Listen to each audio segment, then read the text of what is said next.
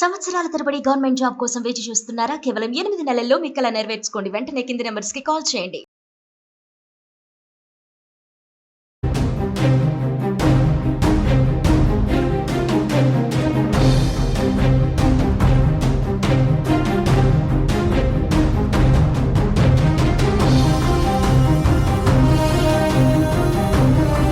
భారత్ చేసిన మెరుపు దాడులతో పాకిస్తాన్ ఉక్కిరిబిక్కిరవుతోంది.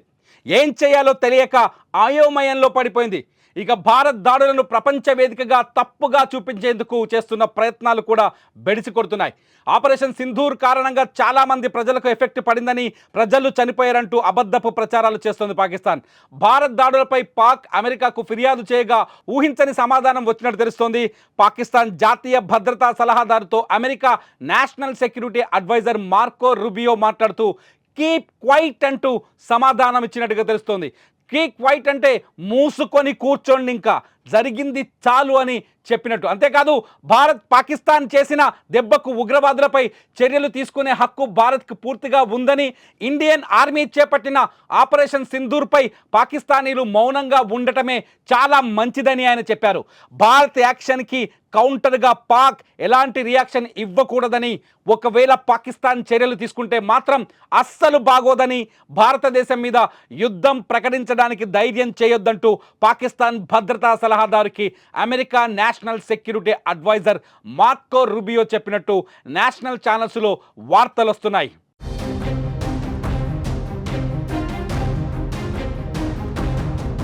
పహల్గాం దాడికి ప్రతీకారంగా భారత్ దాడులు చేసినట్లు భారత రక్షణ మంత్రిత్వ శాఖ అధికారికంగా ప్రకటించిన వెంటనే అమెరికా అధ్యక్షుడు డొనాల్డ్ ట్రంప్ తన మొదటి స్పందనను వెల్లడించారు.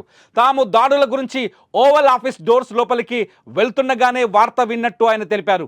గతం బట్టి చూస్తే ఏదో జరగబోతుందని కొంతమందికి తెలుసు అనుకుంటున్నారని చెప్పిన ట్రంప్, భారత్ పాక్ దేశాల మధ్య చాలా కాలంగా ఘర్షణ వాతావరణం నెలకొని ఉందని అన్నారు. దశాబ్దాలుగా ఇది ఉండదని గుర్తు చేసిన ట్రంప్, ఇది చాలా త్వరగా ముగిసిపోవాలని ఆకాంక్షించారు.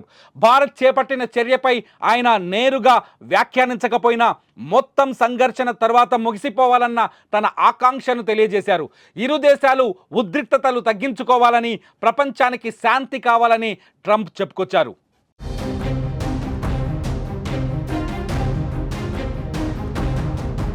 భారత్ చేసిన దాడులపై క్లియర్గా చెబుతోంది, తాము కేవలం ఉగ్ర స్థావరాలపైనే దాడు చేశామని, ప్రజలకు మా వల్ల ఎలాంటి ఎఫెక్ట్ జరగలేదని చెప్పుకొచ్చింది భారత్ దెబ్బతో పాక్ ఊరుకుంటుందా లేదా అన్నది ఇప్పుడు అత్యంత $1 మిలియన్ ప్రశ్నగా కనిపిస్తోంది. పాకిస్తాన్ ఉగ్ర స్థావరాలపై దాడి చేయడాన్ని పాకిస్తాన్ ఇంకా సమర్థించుకుంటుందా, మా పైన దాడి చేశారని అభివర్ణించుకుంటుందా, పాకిస్తాన్ ఏం చేయబోతుందన్నది ఇప్పుడు ఆసక్తికరంగా మారింది. ఇప్పటికే పూంచ్ సెక్టార్లో పాకిస్తాన్ సైన్యం కాల్పులు జరిపింది. ఈ కాల్పుల్లో సామాన్యులు 3 చనిపోయినట్టుగా మనకు సమాచారం అందుతోంది. పాకిస్తాన్ ఇప్పుడు ఆవేశంతో రగిలిపోతుంది. దాడిని ఎదుర్కోలేక, దాడిని నిరోధించలేక, దాడిని కట్టడి చేయలేక, ఉగ్ర స్థావరాలపై దాడి జరిగిందని ప్రపంచం ముందు ఒప్పుకోలేక ఇప్పుడు పాకిస్తాన్ ఉక్కిరి బిక్కిరవుతుంది. భారత ఆర్మీ సరైన టార్గెట్ చేసింది. భారత ఆర్మీ సరైన ప్రాంతాలను ఎంచుకుంది. ముందుగానే గూగుల్ మ్యాప్లను కూడా రిలీజ్ చేసింది. మ్యాప్ రిలీజ్ చేసిన తర్వాత అటాక్ చేసింది.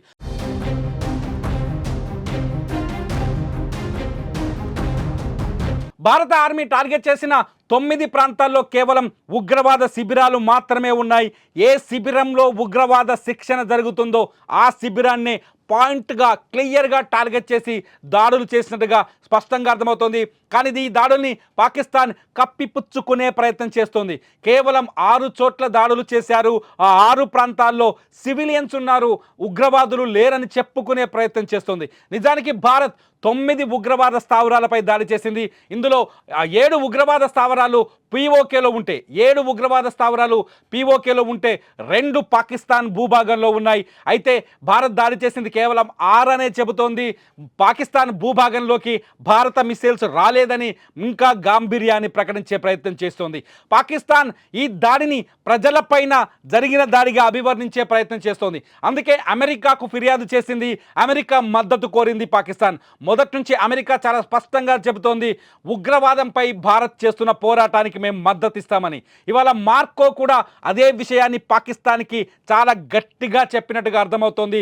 మూసుకొని తలెత్తుకొని కూర్చొని ఇంకా మళ్ళీ భారత్పై ప్రతీకారానికి తెగబడే ప్రయత్నం చేస్తే చూస్తూ ఊరుకోబోమని అమెరికా కూడా హెచ్చరించినట్టుగా తెలుస్తుంది. ఎందుకంటే పాకిస్తాన్లో తయారైన ఉగ్రవాదం అమెరికాను కూడా ఎఫెక్ట్ చేసింది, అమెరికాను కూడా ఇబ్బంది పెట్టింది. ప్రపంచంలో అనేక దేశాలు పాకిస్తాన్లో తయారైన ఉగ్రవాదం ద్వారా ఎఫెక్ట్ అయ్యాయి, ఇబ్బంది పడ్డాయి. అందుకే ఉగ్రవాదానికి వ్యతిరేకంగా భారత్ తీసుకున్న ఈ చర్యలతో ఉగ్రవాదాన్ని నిరోధించాలని కోరుకునే ప్రతి దేశం, అది భారత వ్యతిరేక దేశమైన ప్రతి దేశం పాకిస్తాన్ ఇవాళ ప్రపంచ వేదిక పైన కట్టడి చేస్తోంది, నిలబెట్టి ప్రశ్నిస్తోంది. మీ దేశంలో ఉగ్రవాదం ఉంది అని, మీ దేశంలో ఉగ్రవాదం వల్లే ప్రపంచ శాంతికి, దక్షిణాసియా శాంతికి విఘాతం కలుగుతుందని. అందుకే భారత్ ఈ తీసుకున్న చర్యల్ని అమెరికా కూడా సమర్థించింది. భారత్ తీసుకున్న ఈ చర్యలకి అమెరికా మద్దతు కూడా లభించింది.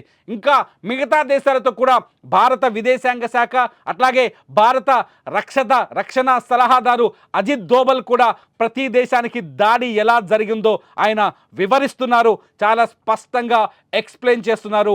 మేము చేసింది ప్రజలపైన దాడి కాదు, కేవలం ఉగ్రవాద సంస్థలపైన, ఉగ్రవాద సంస్థల షెడ్లపైన, స్థావరాలపైన అని చెప్పేసి చాలా స్పష్టంగా పాకిస్తాన్ ఇప్పటికైనా తోక ముడుస్తుందా, పాకిస్తాన్ ఇప్పటికైనా బుద్ధి తెచ్చుకుంటుందా, పాకిస్తాన్ ఇప్పటికైనా తాము చేస్తున్న తప్పుని తెలుసుకుంటుందా, భారత్ లాంటి శాంతియుత దేశాలని ఇబ్బంది పెట్టకూడదని పాకిస్తాన్కి గుణపాఠం నేర్చుకుంటుందా లేదా? అసలు మీరేమనుకుంటున్నారు?